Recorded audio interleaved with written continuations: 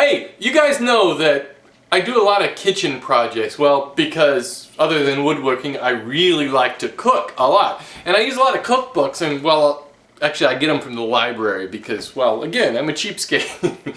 So, a few weeks ago, Ryan Mackey posted a picture on my Facebook page of a cookbook stand he made, and it really got me thinking. I thought, wow, I would really like to make a cookbook stand, because here's the problem with cookbooks. Let me show you this cookbook here. Okay, again, got it at the library.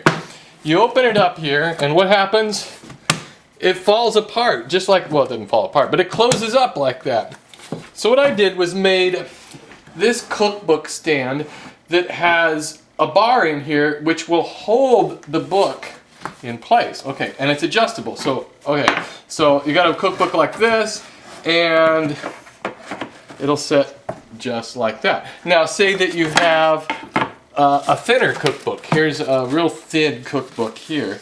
It'll sit here, and you can put it on this other notch like that, and it will sit just like so. Now, also, what I wanted to do was make this adjustable to various angles.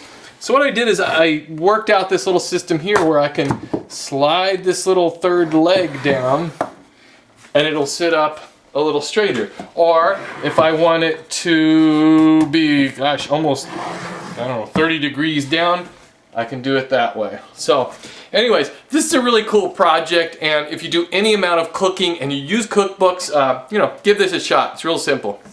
Alright, I've got two boards that are 7 inches wide by 18 inches long, and I've planed them down to a 1/2 inch thick. Using a straight bit on my router, I'm routing out a simple rabbet on one of the boards. So what I've done is just made a simple joint here so I can glue these together and give them some extra strength.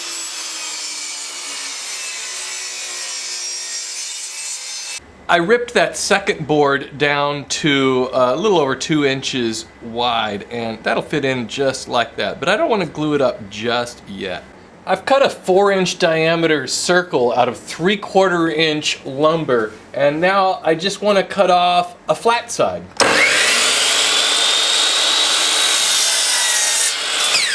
Using my 1/4 inch bit on the router table, I'm just cutting a 1/4 inch groove on each side of the circle along the flat side. And that gives me that T shape. I've put my table saw sled on my table saw, and I'm going to raise the blade up to the height of this groove that I cut into my circle, and then I'll be able to cut the dado.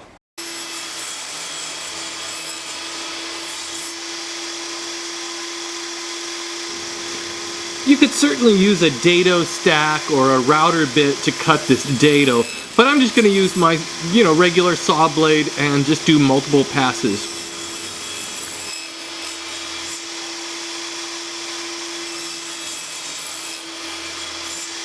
So I've cut out that dado, and so, this is the back of the stand, and so it'll sit on like that. And again, we're looking at the back. And this is the support, the little stand, and it'll fit into that dado like that. Now I have cut a 1/4 inch piece of plywood that I'm going to just glue all the way down here to the back.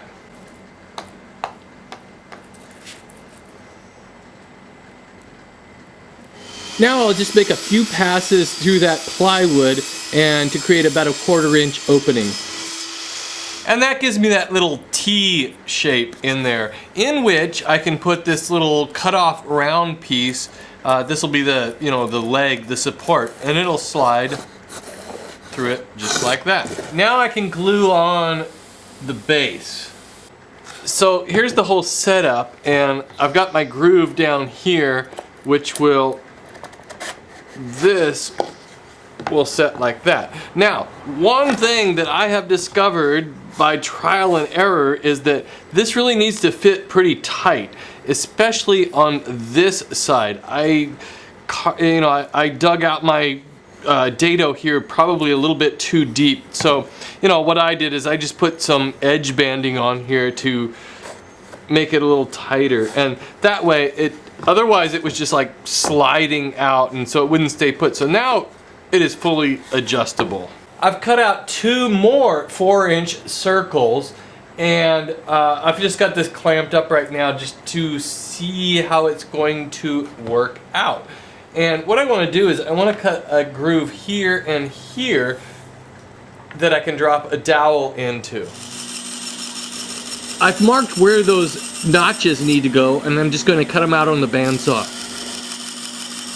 Well, now I can glue these 2 circles to the ends, and wow, there is just no easy way of doing this. I'm just trying to, use a dowel, try to get it straight, and move them to where I think they need to be. I want to hide this plywood here and this little slot, and I think it'll just make a nicer finished look to put some edge banding, just basically frame out this top part like so. The only trick with that is this little curved area here. I just needed to cut that out on the bandsaw, and it looks like I need to get a little bit closer still. Here's the stand with the edge banding all glued up, and one thing I wanted to point out is that sometimes when I'm using the same type of wood for the edge banding and, well, the actual project itself, I like to put this little chamfer along the edge of the edge banding just to create that little groove there, which makes it stand out a little bit more than, because I would just have this grain running and this grain running, and it would just kind of get lost in there. So I think that adds a nice little touch. The final thing I did was I took a dowel, and I had some of these round wood balls, and just drilled a hole in them, glued those on, so it will set like that. Now just lacquer it and be done with it. Alright, well, there's a few coats of lacquer on it, and it's all done.